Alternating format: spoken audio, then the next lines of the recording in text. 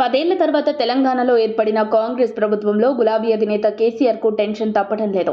ప్రస్తుతం రేవంత్ రెడ్డి ప్రభుత్వం గతంలో తీసుకున్న విద్యుత్ నిర్ణయాలపై నిజానిజాలను వెలుగులోకి తెచ్చే కార్యక్రమానికి శ్రీకారం చుట్టిన విషయం తెలిసిందే. ఈ క్రమంలో ప్రధానంగా భద్రాద్రి తదితర విద్యుత్ ప్రాజెక్టులపై విచారణకు మాజీ న్యాయమూర్తి జస్టిస్ నరసింహారెడ్డి నేతృత్వంలో విచారణ కమిషన్ను ఏర్పాటు చేసింది.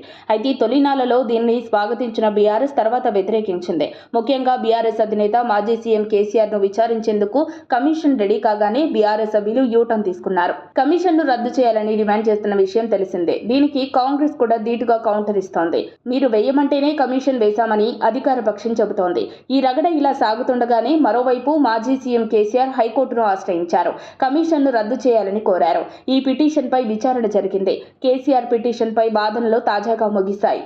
విద్యుత్ కమిషన్ ఏర్పాటు జీవోను కొట్టివేయాలన్న కేసీఆర్ పిటిషన్ సరైందేనని ఆయన తరపున న్యాయవాది కోర్టుకు విన్నవించారు. అదేవిధంగా జస్టిస్ ఎల్ నరసింహారెడ్డి మాజీ సీఎం కేసీఆర్ను వచ్చి వివరణ ఇవ్వాలంటూ జారీ చేసిన నోటీసులు రద్దు చేయాలని కోరారు. విద్యుత్ కమిషన్ చైర్మన్ ఏకపక్ష ధోరణితో వ్యవహరిస్తున్నారని కోర్టుకు తెలిపారు. విధానపరమైన నిర్ణయాలను కమిషన్ ప్రశ్నించలేదన్నారు. అయితే అధికార పక్షం తరపున కూడా వాదనలు బలంగానే సాగాయి. కమిషన్ ఏకపక్షంగా నిర్ణయం తీసుకోలేదని, నాటి ప్రభుత్వానికి నాయకుడిగా ఉన్నందున కేసీఆర్ను విచారణకు పిలిచారని తెలిపారు. కేసీఆర్ దాఖలు చేసిన పిటిషన్కు విచారణ అర్హత లేదన్నారు.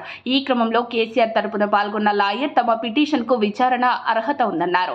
ఈ నేపథ్యంలో ఇరు పక్షాల వాదనలు ముగియటంతో హైకోర్టు తీర్పును రిజర్వ్ చేసింది. దీంతో కేసీఆర్కు మరింత టెన్షన్ పట్టుకుంది. కాగా హైకోర్టులో తమకు వ్యతిరేకంగా తీర్పు వస్తే సుప్రీంకోర్టుకు వెళ్లాలని బీఆర్ఎస్ నిర్ణయించుకున్నారు. మరిన్ని అప్డేట్స్ కోసం మా కాయ్ టీవీని సబ్స్క్రైబ్ చేసుకోండి. మా వీడియో కనుక మీకు నచ్చినట్లయితే లైక్ చేయండి, షేర్ చేయండి. మీ విలువైన అభిప్రాయాలను కామెంట్ బాక్స్లో తెలియజేయండి.